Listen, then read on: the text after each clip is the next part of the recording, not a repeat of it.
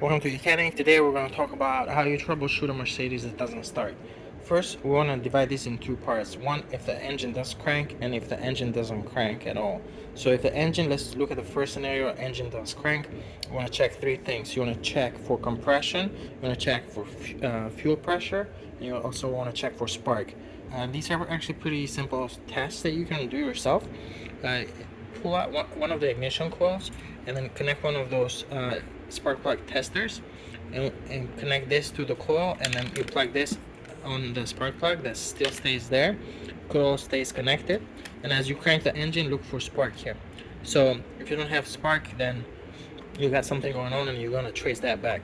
But if you do have spark, the other thing you need to check is fuel pressure. Right here, this is the rail, fuel pressure rail comes here. This is called a Schrader valve. You take that cap off, you connect the fuel pressure gauge. It's gonna look like this, but this is a compression gauge. But as soon as you turn on the ignition, you should have fuel pressure. Fuel pressure should be above 55. But if you have a Mercedes that has direct fuel injection, and you have a high pressure fuel pump, then that pressure needs to be a lot higher. So you need to research what engine is in your car and what that pressure should be. And lastly, the compression. What you'll need to do is pull out the ignition coil and pull out the spark plug as well, and then you'll be connecting one of these compression testers. You'll be connecting it, threading it in to where the spark plug goes, and what that does is as you crank the engine, this arrow should come up. In a good engine, you should get at least 130 psi or higher. But if your pressure is too low, then you're gonna have trouble with the engine. It's not gonna start and things like that. So you're probably looking at a blown head gasket or things of that nature. But let's say you have a scenario where the Mercedes does not start or does not crank at all. So what do you do? In that case, what you need to do is check the drive authorization, which we're gonna do in just a second. So here we're inside the vehicle and we're going to check drive authorization. So we're going to use the Mercedes full system scanner for that. What you want to do is you're going to select Diagnostic, and then you want to select Mercedes. You do smart VIN. That's going to detect which model it is, but you can select the model manually. You just need to know which chassis your vehicle has. But let's go to do smart VIN. And then press OK here. Left hand steering, right hand steering, you just select the correct. And then here we have control modules. So you can do a quick scan, but what quick scan does, it takes a little bit of time and it goes through all the control modules that are on this car. So your Mercedes is probably going to have 40 or 50 control modules that do different things, but we can enter any of those control modules right in here. So if you go to drive, you're going to have a few control modules in there. If you go to chassis, you have a few more. So you can enter all these individually. But let's say we go to drive or go to transmission, and some of these key components on Mercedes have what's called drive authorization. And what drive authorization does is gives the ignition basically the okay to go ahead and start the engine. So the transmission is one of them, and you just kind of need to look at the live data for a few key components. So if you look at the transmission, a transmission has given the okay, everything is yes with the transmission. If there was an issue, if you, for example, replace that conductor plate but you didn't program it or things like that, you're going to have a no here, meaning the transmission is preventing the engine start.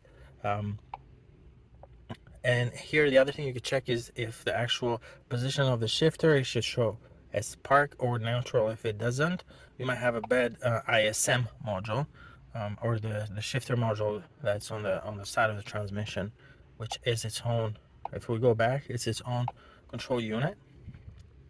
This is what sits on the side of the transmission and changes the gears. So that has drive authorization in it, and that's has given the okay. So we go out. There's a few other things important. So you want to check things like the engine control unit, drive authorization. You're going to check the transmission. You're going to check the shifter module.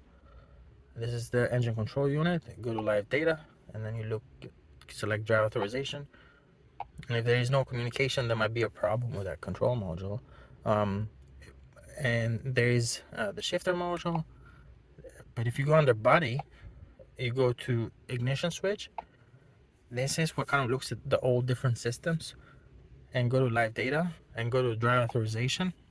And then this is where you can see different things. So it tells you the name of the control module, EZS, and it tells you what is preventing the vehicle.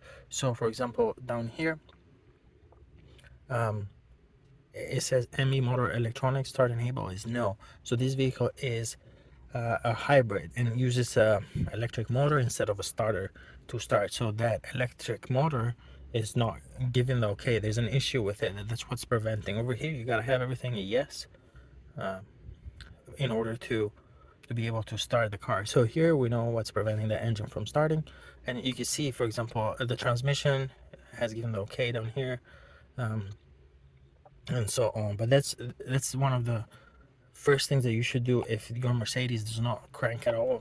The ignition turns on, but it doesn't crank the engine. So check the drive authorization, and if you have everything yes there, one other thing that I would do is go to quick scan, and then go through let the scanner go through all the systems and look at the codes and see which ones are in current status.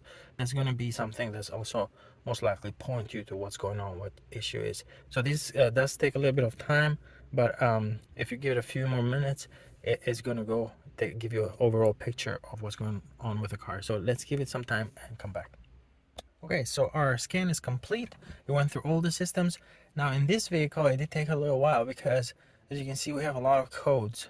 This is our test car, but what you want to look at is you can select any of these modules and look at the codes.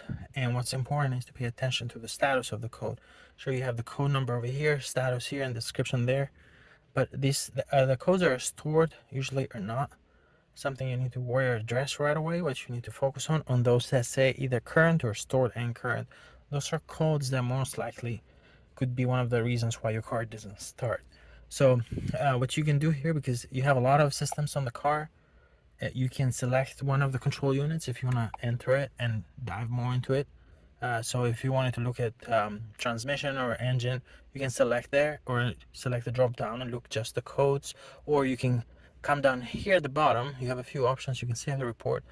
You can erase all the codes, and that will go through all of these different control modules and try to erase all the codes. The codes that are stored will erase, but the codes that are not there show us current, then those are not going to clear. But you can click on report and scroll down to the bottom of report right here, and this is where you can kind of see everything combined, including the system, the code, the status, and the description. So as you can see here, there's a lot of codes. Again, a lot of these are low voltage error codes that it's very common. A lot of Mercedes, if the voltage drops below about 10.5 volt, a lot of the systems shut down, they don't communicate and things of that nature. So make sure you're working with a fully charged battery. Battery voltage is shown right up here, 11.9 volt. But that's it.